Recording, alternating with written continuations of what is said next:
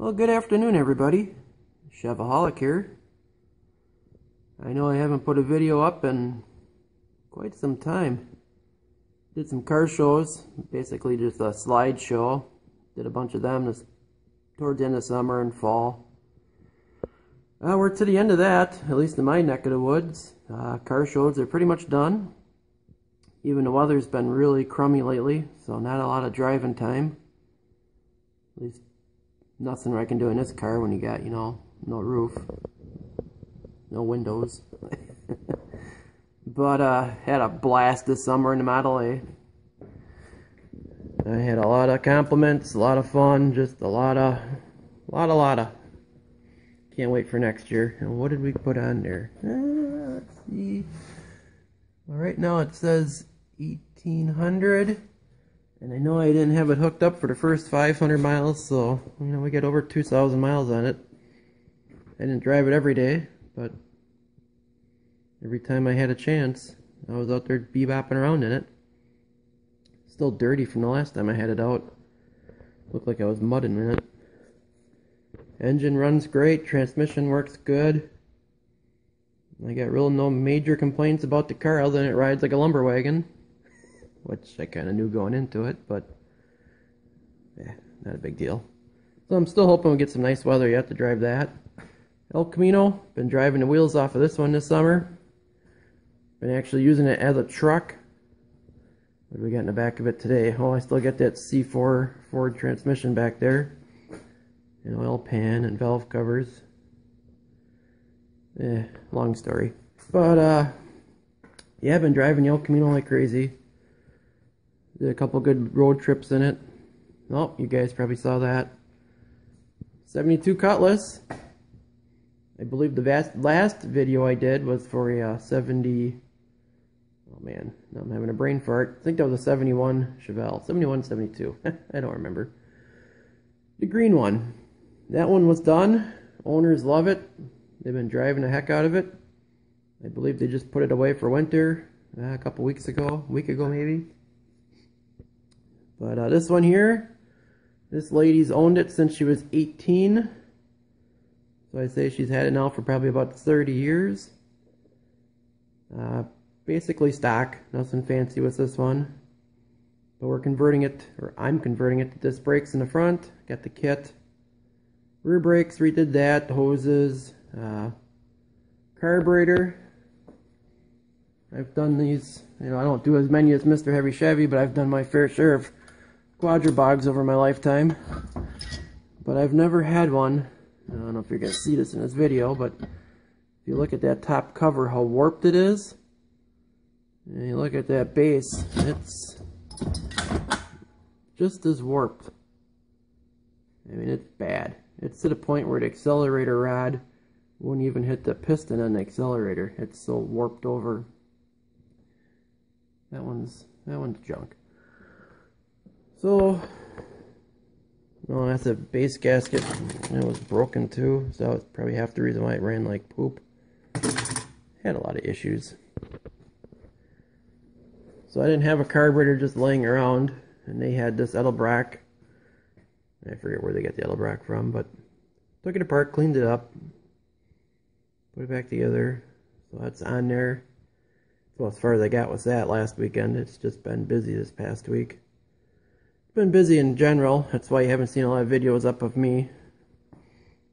Just haven't taken a chance to push record. But the brakes on this are done, bled out. Got the new master and booster, the lines, the proportioning valve.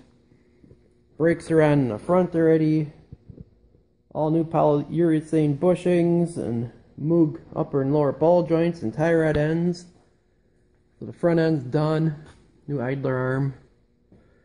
Still got to do the Protronics. Still got points on it yet. So I got to yank the distributor out. And, plugs and wires. It's got some real funky wiring going on here. I don't know what this is all about, but there's actually wire nuts and there's some green stuff. I got to rip that out, start over. I think I'm going to get rid of the old externally regulated alternator and put a internally regulated on just because I just don't like them. But all in all, this car is pretty solid. All original, like I said. She used to drive it constantly during the summer months, and then it's been sitting now for about the last 3-4 years. And now she's to a point now where the kids are old enough, and her and her husband got enough money to get her back on the road. So that's when I got the call. They also have another car, and you'll just have to wait and see. I'm not going to say nothing about it, but if it shows up, we'll have a whole bunch of videos this winter. And what's this Ford stuff? Ford stuff, yuck. Yeah, right there, yuck. So if you remember last time we had this saga, or, I told you about the 350 or 302 Ford motors, this marine motor. Pretty sure the cylinder's got a crack in it. She's sucking water pretty good. That one there, he bought that one, and the guy he bought it from pretty much screwed him over. That motor's no good. So I got 2 motors sitting here that, yeah, I could sleeve it and all that, but I'm pretty sure the bottom end's going to be junk with the amount of water it's been in it. And that one there, that's just junk. So the plan was to sleeve the one and fix it. And a buddy of mine stopped over, I don't know, it's 2 weeks ago, a week ago. I forget, my days blend together. Another buddy of his and car club he hangs with was building a T-bucket and just pretty much lost interest in this motor here that they acquired. It's a 70, oh, what year is this? I looked it up too and I don't remember. 74, I think, or something like that. 302 runner. It's been sitting now for about 6 years. $200, or what was it? $300. And it's like, really? So I went and bought it quick before somebody else bought it. Pulled it apart. It's in really nice shape. Still gonna put rods and mains in it just because I got a more of a RV cam for it. New timing chain. Figured since it's going in the boat, I don't need this thing blowing up in the middle of Lake Michigan. Because it ain't like you can just send a tow truck out there and bring them back. So I gotta go through that, but there's no rush on that because the owner of the boat's already got the boat put away in mothballs. So between all those parts over there, we'll make one good motor. It's on a budget, go figure. So try not to spend too much money. The heads, I got one sunken valve here. Exhaust valve is beat in pretty good. There's another one. I think it's this one up here. So the head's gotta get sent in. I was gonna do that last week when I was off, but didn't feel like it. So I get those in the machine shop yet. Like I said, we're in no rush for that motor. If we get it in by early, mid-April, he still won't probably be in the water until May, so not a big deal. But I want it done. I like to see it back together before Christmas and then, get rid of all that contamination over there and clean up my shop a little bit. And other than that, I really don't have nothing new. Like I said, just been work. Taking in side jobs. My shop was bigger, I can have it full, but it's not big enough, so one car at a time until I put everything away, and then, like I said, depending how the cards may fall this winter, or this fall, actually next couple weeks, I could be busy, and we'll bring you guys along, like I always do, and that's it. So that's a quick little update from the farm here. And yeah, that's about it. I got nothing.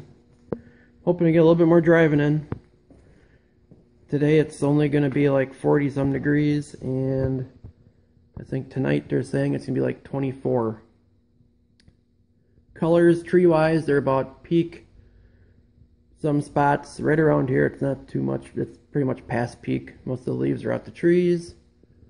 Been raining the last 6 days down here. Up north, it's just beautiful. I was up there for work for a couple days, and I'd say it's definitely peak up there, but it's a lot colder.